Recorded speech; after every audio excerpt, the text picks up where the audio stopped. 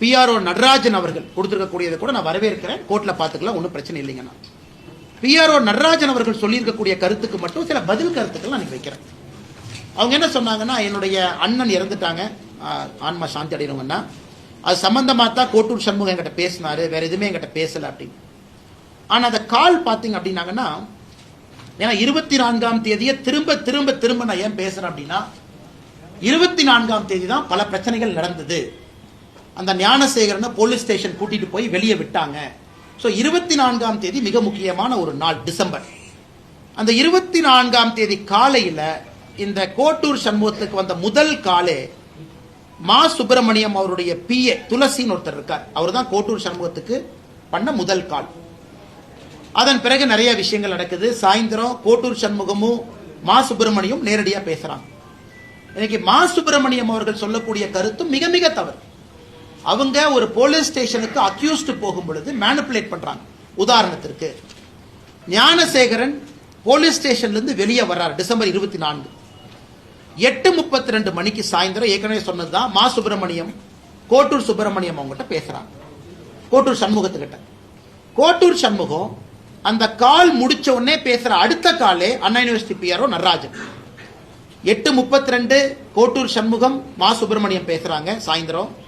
அடுத்த கால் 8:33 கோட்டூர் சண்முகமும் அண்ணா யூனிவர்சிட்டி முன்னாள் பிஆர்ஓ நடராஜன் பேசுறாங்க.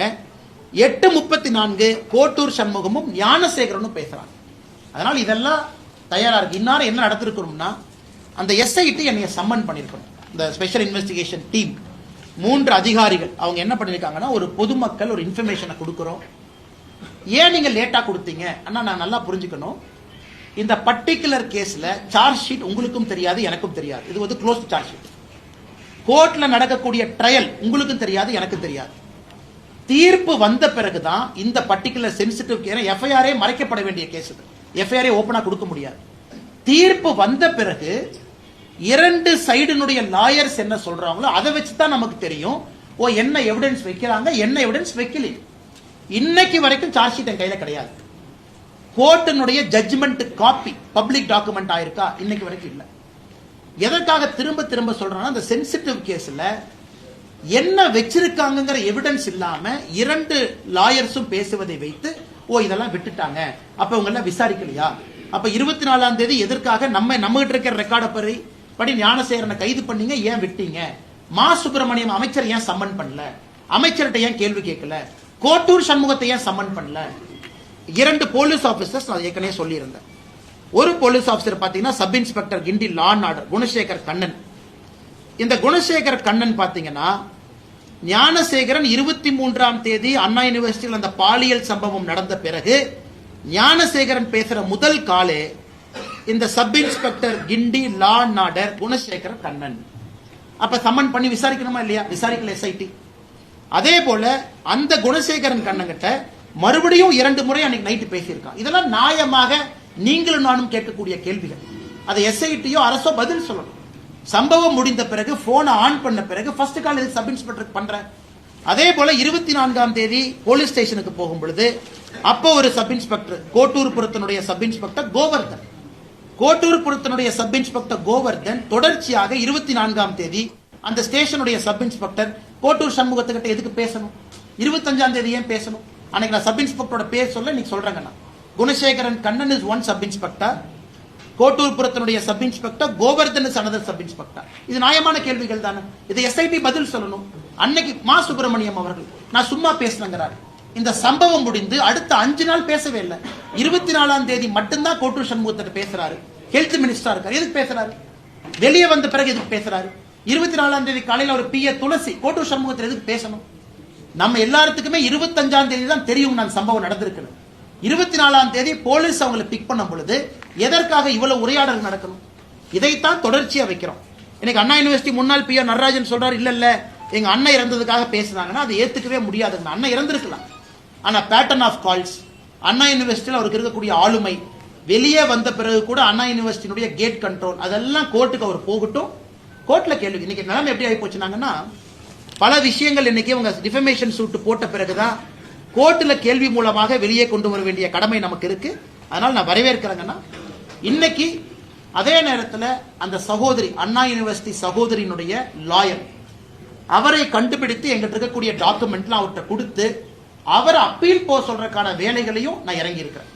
அதாவது அண்ணா யூனிவர்சிட்டி இந்த பாலியல் குற்றத்துல விக்டிமாக இருக்கக்கூடிய சகோதரியினுடைய லாயர் அவர் சொன்னார், எனக்கும் சமாதானம் இல்லை, நான் அடுத்து போகணும் அப்படின்னு. அதனால நம்ம கிட்ட இருக்கக்கூடிய எவிடன்ஸ் எல்லாம் கொடுத்து நீங்க போங்க, இதை வச்சு இன்னும் போங்க, வேற சிபிஐ கேளுங்க. சிபிஐ வந்து முழுதாக அதை செக் பண்ணட்டும், யாரையாச்சும் விட்டுருக்காங்களா, கோட்டை விட்டுருக்காங்களா. இன்னொன்னு நான் சொல்றேன், நான் இன்னைக்கு பத்திரிகை நண்பர்கள் சொல்றேன், நான் எஸ்ஐடியை சேலஞ்ச் பண்றேங்கண்ணா. நீங்க ஞானசேகரன் கைப்பற்றப்பட்ட மொபைல் போன்ல என்னை பொறுத்தவரை ஞானசேகரனுடைய மொபைல் போன்ல வேற வீடியோவும் இருந்துச்சு. அந்த விக்டிமை ட்ரேஸ் பண்றதுக்கு எஸ்ஐடி முயற்சி எடுக்கல. அந்த வீடியோல இருக்கக்கூடிய பெண்மணி யார் முயற்சி எடுக்கல. அவங்களா கேஸ் கொடுத்தா எடுத்துக்கலாம். ஒரு கேஸ் கொடுத்தாங்க, மே 14ஆம் தேதி ஒரு கேஸ் கொடுத்தாங்க, 2 கேஸ் கொடுத்தாங்க, இதை மட்டும் இன்வெஸ்டிகேட் பண்ணுவோம்.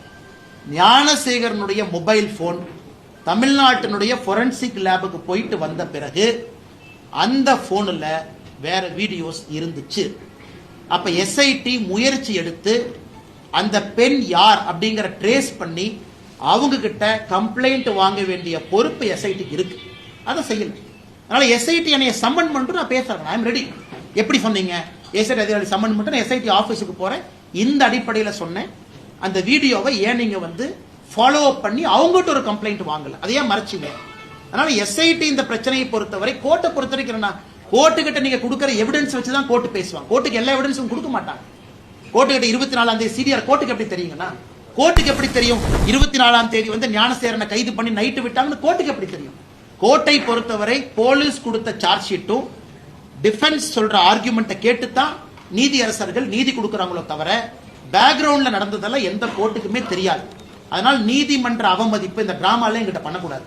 யாரோ பார்த்த கவர்மெண்ட் லாயர் வந்து யாராச்சும் எதிர்த்து பேசினா நீதிமன்ற தொடருங்க, நீதிமன்ற எப்படி நீதிமன்ற அவமதிப்பு போடுவீங்க? நீங்க கோர்ட்டுக்கு கொடுத்த சார்ஜ் ஷீட் கோர்ட் ஆர்கியூ பண்ணுது.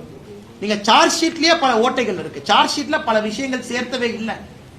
யாராவது துணை போய் இருக்கக்கூடிய சப் இன்ஸ்பெக்டரையே அரெஸ்ட் பண்ணல, இத்தனை பேர் மொபைல் போன்ல பேசுறாங்க, ஏன் மினிஸ்டர் சம்மன் பண்ணி கேட்கல? இன்னைக்கு நான் மா சுப்பிரமணியன் குற்றவாளி நான் சொல்லிங்க. மா சுப்பிரமணியம் அவர்கள் 24ஆம் தேதி 23ஆம் தேதி 25ஆம் தேதி சம்பவத்திற்கு தொடர்பு இருக்கு, நீங்க ஏன் கேட்கல? பதில் சொல்ல வேண்டியது அவருடைய கடமை. அவருடைய பிஏக்கு என்ன வேலை? கோட்டூர் சண்முகத்திட்ட பேசணும். கோட்டூர் சண்முகத்துக்கு என்ன வேலை? மாசுகிட்ட ஃபர்ஸ்ட் கால் பேசுவேன், 2வது கால் வந்து பிஆர்ஓ நடராஜன் பேசுவேன், 3வது கால் ஞானசேகரன் பேசுவேன், 3மே அடுத்தடுத்த கால். இதையெல்லாம் நியாயமான அடிப்படையில் நாங்கள் கேட்கின்றோம். அதனால் நிச்சயமாக இந்த கேஸ் சிபிஐக்கு போகணும். சார்ஜ் ஷீட் எங்களுக்கு கிடைக்கல, இது வந்து ஒரு சீக்ரெட்டிவ் ப்ராசஸ். இது எஃப்ஐஆர் கூட சீக்ரெட்டா தான் வச்சிருந்தாங்க, லீக் ஆயிருச்சு. அதனால் தொடர்ந்து இந்த போராட்டம் இருக்கும். வேற யாரு டிஃபமேஷன் சூட் போட்டாலும் தயவு செஞ்சு போடுங்க, அதெல்லாம் பார்த்துக்கலாம், ஒன்றும் பிரச்சனை இல்லை. அதனால அந்த பாதிக்கப்பட்ட சகோதரியினுடைய லாயர் அவங்க கிட்ட அந்த டாக்குமெண்ட்டை கொடுத்து அவர் அப்பீல் பண்ண சொல்றதுக்கான வேலைகள்ல தனிப்பட்ட முறையில் நான் இறங்கி இருக்கேன்.